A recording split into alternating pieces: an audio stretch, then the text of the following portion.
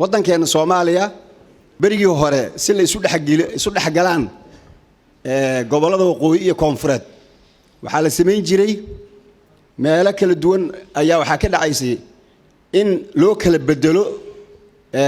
ama shaqada ha ahaato ama ciidamada ha ahaato waxaan xusuustaa marka anigoo dugsiga dhexbaydhaba ka dhiganahay macallimiinta shaqada qaran ama gurmadka la dhihi jiray ardayda dugsiga sare kaga soo baxda waqooyiga yaa koonfurta la keeni jiray si ay macallimiin uga noqdaan dugsiyadaas dadkii marka dugsiyadaas dhiganayay ayaan ka mid ahay waan u mahad celinayaa marka macallimiintii waqooyi nooga timid ee macallimiinteena ahaa ee waxna baray sidaas la mid ah ayaa macallimiinta ardayda ah ee ka baxday dugsiyada sare koonfurta waxa loo diri jiray waqooyiga saasay marka ayagana macallimiin uga noqonayeen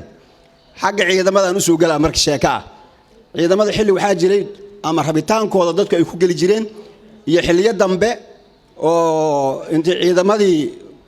laga caajisay markii dambe si xoog ah loo ciidamayn jiray dadka oo magaalooyinka intii la yimaado dadka intii la qabto askar laga dhigi jiray waxa ayadana jiri jirtay marka askaraha oo kuwa laga soo qabto midna waqooyiga koonfurta la keeni jiray kuwa koonfurta laga qabtana waqooyiga la geyn jiray si ayna u fakanin ama ina u goosanin halkan waa marka halka qisada ay ku jirtay rabaa inaan idin sheego qosol kale kuwa koonfurta laga qabtay gaar ahaan baydhabo kuwa laga qabtay yaa waqooyiga loo diray si loo sii waday yaa hargeysa la dhaafiyay gabilay marka la sii maraayo xaradii ciidamada loo wadaa marka oo dila markii la dhaafo marka gabilay markii la sii marsiinay gabilay waa meel dhul beereed ah masagada ka baxda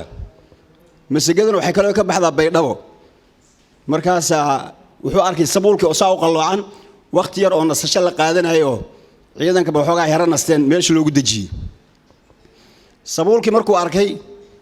yaa wuxuu la yaabay sabuulkan wuxuu maleynayay malaha baydhabo le inuu ka baxo inuu gabilay ka baxaayo ay ku cusbay markaas sabuulkii la hadlay wuxuu yiri misigoy anaka goroday aday gorodaas horta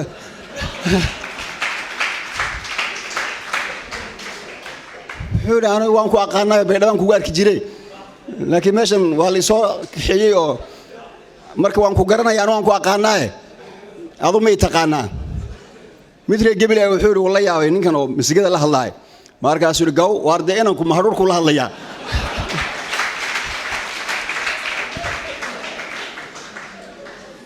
markaas wuxuu yiri